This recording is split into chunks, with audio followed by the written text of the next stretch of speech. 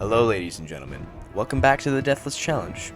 At last, it's time to attempt the seemingly impossible Tier 4 Deathless. As I've mentioned before, Empires of the Undergrowth is not built for Deathless, but it's even more so in Tier 4. For starters, ants can be respawned from their tile for 10% of the original cost, encouraging the player to allow death and cheap respawns. In addition, almost every mission in the game will throw large, strong enemies at the player colony, and it's encouraged to use swarm tactics to surround and kill. Lastly, exclusive to the fire ants is their unique perk. Most of the campaign species have two unique abilities that separate them. While wood ants and leafcutters have choices to affect the living ants, the fire ant choices are built off of your ants dying. Vigorous applies a large buff when ants are first respawned, and Pervasive will respawn ants for free if they've been on the tile for long enough. Unfortunately, this is deathless, and respawning is not an option. The rules of the run are simple. I am not allowed to lose any ants at any time during any mission. Deleting a level 1 brood tile kills the ant and counts as death. The run will be completed on the easy difficulty, which is now even easier with the new patch. An additional rule for 4.2, A Bridge Too Far, cinematic deaths do not count. Last thing to clear up, I will be covering 4.1 Cold Blood last in this video, as a bullfrog is not the easiest thing to kill deathless. Alright, let's get into it. Welcome to A Bridge Too Far. Our objective is to grow the colony and escape the rapidly flooding mound. Due to the new patch, easy difficulty is even easier, and medium difficulty is also easier. In addition to the fact that A Bridge Too Far has already been completed deathless on easy difficulty, I tried everything in my power to complete the level on the medium difficulty. This means enemies will not have half health and all food drops will remain the same. My early game has to be careful. Even the smallest threats can end my run in seconds. For example, this grub. Occasionally it spawns from one of these tunnels and has the potential to kill even a group of vigorous soldiers, unless taken carefully. These things aren't a huge threat, but nonetheless I lost dozens of attempts to them, sneaking up on me and killing a soldier or a worker. When I did make it to the attack wave, a spider seemingly one-shot one of my soldiers. Due to spiders having an incredibly high initial attack speed, it attacked twice in an incredible short time, meaning I have to bait jumping spiders into a large group of soldiers where they will be stung to death instantly before they can one-shot one of my soldiers. After doing a little napkin math, I realized that the amount of food required to complete the objective before day 2 is almost impossible. Day 2 is completely unachievable, as the enemies on that day are way too strong for my ants to handle, let alone deathless. But even if I made it past day 2, night 2 has the incredibly fast newts that also one-shot my ants. In order to even have a chance to get enough food, I have to raid 2 of the beaches on day 1 for their many woodworm. This is very hard. Day 1 is super short, and it's incredibly tricky to pull off the correct build order to get all of your ants in the right places at the right times. The early game is crazy optimized, using a similar strategy as the world record speedrun, only more magnified. I build many more workers early on. They will help collect food quicker and also collect a bulk of the woodworm. Despite some stupid early losses, it's also very tricky to control 4 groups in separate places of the map, each with their own separate move commands. Due to this, I blunder quite a few times and only get one real attempt that doesn't go down the drain immediately. In this example attempt, I had 2 deaths but still chose to go on just to see how things went. This just goes to show how tricky it is, even when I control my army correctly, to get this done deathless. The vigorous buff is mandatory and sometimes just isn't present. In addition to this, I have to attack the middle and bottom beaches that spawn enemies. Although all 3 beaches spawn enemies, it isn't completely random which creature group spawns where.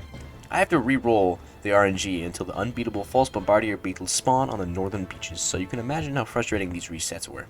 Back to the example run, I realized how much food I need and how fast I need it. Turns out I need to get all the available aphids and avoid all the frogs that spawn in. Frogs will only execute as their attack, and it's completely impossible to avoid it, thus impossible to fight them. To keep this explanation from being 10 minutes long, you need the food from the woodworm on the beaches to have enough ants for the aphid bridges. But if your ants are in position to collect the woodworm when the water rises, you won't have enough time before the frogs come along and ruin your day. Except here's the technicality. Theoretically, if we were to include more workers and soldiers in the group that travels straight east, and instead send them north, and then have the soldiers ignore the food clearing the north, in addition to having the 7 nest workers pre-positioned north, then the larger group of northern workers can clear the dead woodworm, and the larger soldier group can make the bridge to the aphids, and then the 7 nest workers can collect them and hopefully speed home before the attacking enemies from the east come to intercept them.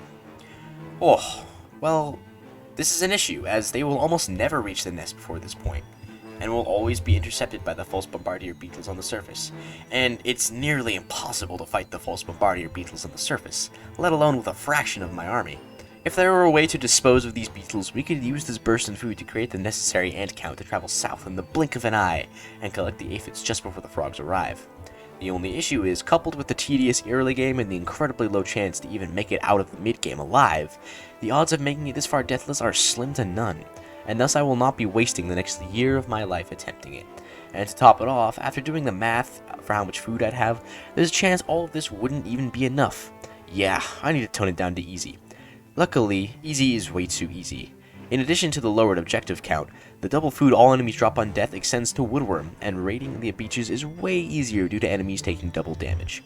Jumping spiders and checkered beetle larvae don't stand a chance, and we take the massive 50 food woodworm back to the nest and escape the mound before a second thought. Due to the rule of no cinematic deaths, the deaths in the background here do not matter. Now, on to Formicarium Challenge 4. Welcome to Formicarium Challenge 4. Despite having the strongest enemies in the entire game in the form of hybrid titans, this level is significantly easier than Cold Blood. We have access to the astoundingly tanky leafcutter mages and the stunningly powerful rapid fire. This is why I picked rapid fire in Tier 3 Deathless. Without them, I'm confident this set would have taken way longer to complete. First things first, I try a basic strategy of some rapid fire with a leafcutter mage to tank.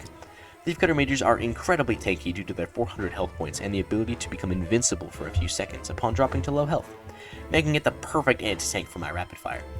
I was not sure that my rapid fire would do enough damage, but in my first test run, this totally worked. Moving on to the twins, I tried to bait them together with the single leafcutter major, but her little legs didn't carry her fast enough. Next attempt I go in with a level 3 Dave to kite the twins together. It turns out that they will both get each other super low on health, and I can fight the Whipmantis perfectly normal using a tactic where I downgrade and re-upgrade the tile to regenerate its HP on the leafcutter major. Sure enough, the little Whipmantis falls. My camera is underground during the fight though, so just pay attention to the ant count in the top right, and watch if it ever drops by 1. Now for the Dragantula. Something I was unaware of, the Dragantula has a venom that causes confusion and damage over time to the ants it bites. The reason I've never noticed this is I almost always use fire ants to tank, which get killed in one hit anyways. Because of this confusion, the leafcutter major is caught in abilities, stunned, or straight up killed, so I need about 19 more leafcutter majors in order to spread the love evenly. Sure enough, after some long grinding, I get my 20 level 3 leafcutter majors and begin the winning attempt. Hermit Scorpion falls just fine with some leafcutter healing. The twins are felled just fine with some clutch kiting by Dave.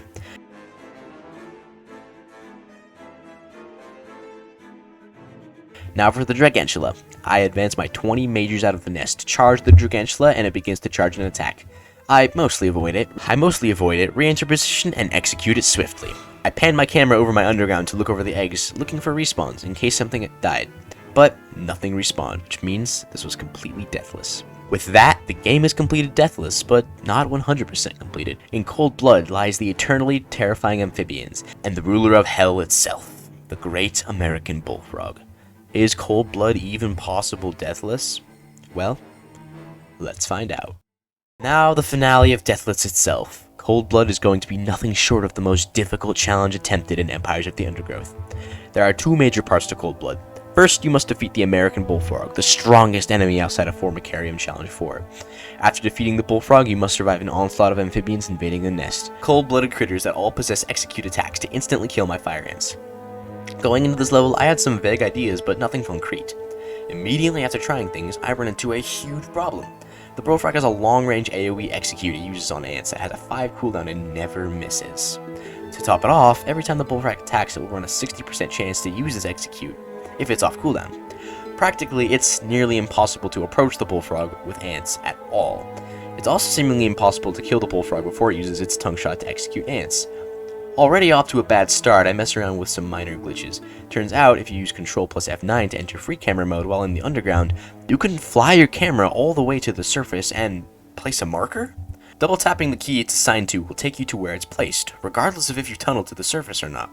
Ants can traverse between the surface and underground just fine, and there's this little texture error, as you're obviously not meant to see this. Now, what exactly does this accomplish? As far as I can tell, any and all triggers that go off when you dig to the surface do not go off because you haven't dug to the surface. There are only 2 surface triggers on Cold Blood, the first being a voice line referring to the bullfrog. The colony lies in the shadow of a great titan to the north, an American bullfrog. This large female has found the perfect spot to feed. Sheltered by foliage and in the path of many wandering insects and smaller amphibians, she has no reason to move on. Eventually, she will need to be displaced. But for now, the fire ants have more pressing business to attend to. The other trigger is also a camera trigger. Ever notice on Cold Blood when you move your camera to the bullfrog first, it will immediately eat the toad in front of it? This toad is pre-placed and on the same team as the bullfrog until you move your camera over to the toad. It also turns out the bullfrog will not eat the toad if you haven't dug out your surface yet, regardless of if you look at it with your camera. Now we have something to mess around with. I move a singular ant over to the toad, expecting to kite it away, but instead it has almost no aggro distance at all. Getting a little closer, I found that it does have an aggro range, but it's pathetically small. So small, in fact, that I struggled to get the toad's attention without getting noticed by the bullfrog. Eventually, I managed to lure this toad away from the bullfrog, but what does this mean? So, I can lure the toad around, and it turns out, once it locks onto my ant, it won't ever lose interest unless it sees another creature, or my ant exits existence. How does my ant exit existence? One of two ways. Either I can kill it, or I can have it enter my nest. Out of curiosity's sake, killing the ant will cause the toad to path to where the ant died, then stop. But if I have my ant enter the nest, the toad will then stop in place with its AI and aggro range fully activated.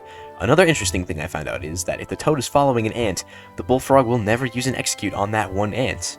Then, after hours of testing, I found out that that theory was completely bogus. What a good waste of time. So now I delve into the teams theory. On all levels in Empires of the Undergrowth, there are teams. In Cold Blood specifically, there are 6 teams. These teams being the player fire ant colony, the little black ant colony, the big-headed ant colony, wandering insects and arachnids, amphibians, and then the bullfrog. The toad that is pre-placed in front of the bullfrog is always on the same team as the frog. When the player looks at it, they instantly switch teams, and since the bullfrog has a 100% usage chance on its large execute, it always eats the toad. So it turns out this isn't a scripted event, but instead a trigger event. To test this, in the battle arena, the bullfrog will always open with an instant consume when it comes to larger creatures. But now the question I asked myself, what happens with the amphibians spawn in later nights? I had a hope that they would wait until you moved your camera as well, so I left the game AFK for 2 hours in hopes there would be 10 amphibians ready to maul the bullfrog to death when I came back. Unfortunately, this was not the case. The spawned amphibians are spawned on the bullfrog's team, then switched to the amphibian team after 20 seconds, being instantly eaten. So now, I had a crazy thought. What if I can make both the spawned amphibian and the toad switch teams at the same time? Well, if I do this and the bullfrog eats the spawned amphibian and then it fights the toad. Whoa, this is really good. Since the bullfrog does little to no single target damage, the toad takes a whole 2000 HP off the bullfrog before dying. But wait a minute, the large execute has a very short cooldown. Why isn't the bullfrog just eating the toad again after it goes off cooldown? It turns out the bullfrog will refuse to waste its execute on anything below 200 health. Since this is easy difficulty, all enemies have half the max health. This splits the toad's huge health pool from 650 down to 325, which means a slightly injured toad will not be a viable target for the bullfrog to execute.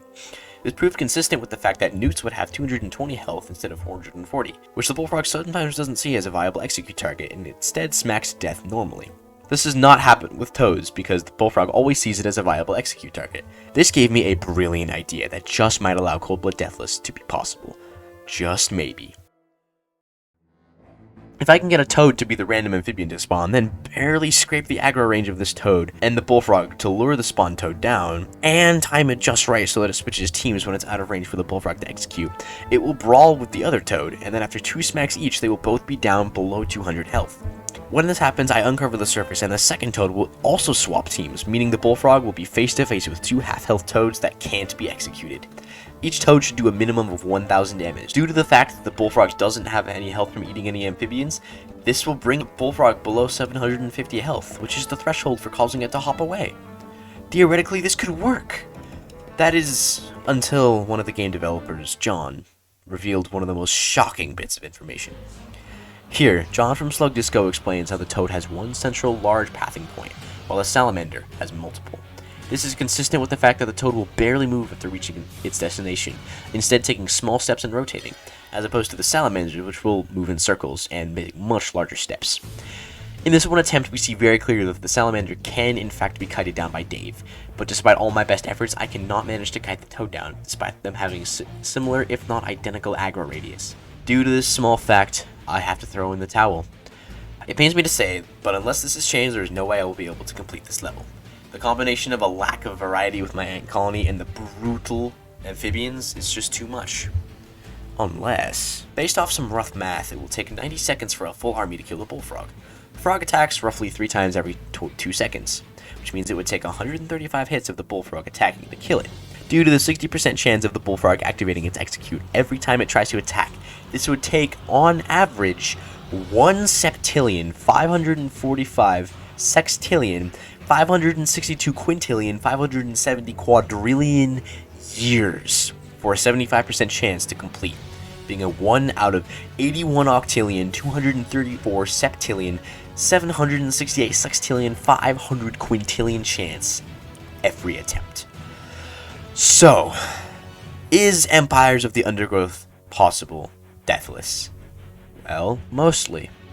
Is Cold Blood possible in Empires of the Undergrowth without losing a single ant? Yeah. Eventually.